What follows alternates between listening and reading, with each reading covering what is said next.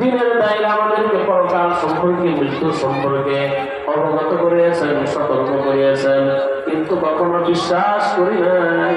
আজকের এই মুহূর্তে এসে হঠাৎ মৃত্যুর মুখোমুখি হয়েছে, বুঝতে পারি নাই। আমাকে একবার ছাড় দেন, আরো কিছুদিন সুযোগ দেন। এই কথা বলতে চাই, বুঝতেছেন? আজকে যারা দুনিয়া দুনিয়া করে দুনিয়ার ভিতরে এমন ভাবে হতে পারছেন না, বন্ধু একবার ফিরে করে দেখেন, খুব অচির সময় আসতে দুটার চক্ষু বন্ধ হয়ে যাবে, এই দুনিয়া থাকবে না, থাকবে না। আশেপাশে মনের ধারণা দুনিয়ার দুনিয়ার যত চাইবেন, যত চাইবেন দুনিয়া আপনাকে আপন করবে না। সম্পদ এমন যে সম্পদকে আপনি যত আপন করবেন, হয়তো বা সম্পদ আপনার কাছে সকালে আছে, বিকালে থাকবে না, এটা এক অবস্থা। অথবা সম্পদ আছে, আপনি থাকবেন না, এটাই চূড়ান্ত কথা।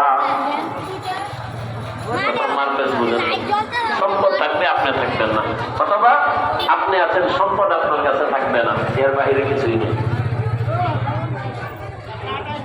লাআল্লি আমালু সালিহান ফীমা তারাকতু কাল্লা।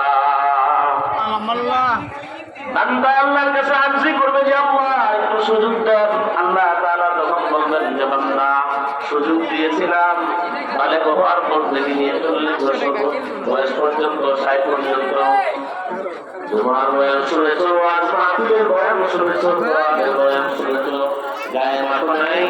আজকে দিনে তোমার খবর হয়ে গেছে, আজকে আর কবুল করা হবে না, আজকে ছাড় নাই। আমি জানি বিপদে পড়লে আমাকে ঢাকার চেষ্টা করো, বিপদ থেকে উদ্ধার হওয়ার পরে আবার তুমি বলে যাও আমাকে অসুখ বিসুখে পড়লে আল্লাহ আল্লাহ বলে, সুস্থতা আল্লাহ কথা মনে থাকে না, কথা ঠিক কিনা? আল্লাহ এসে বললেন লাআল্লি আমালু সালিহান ফীমা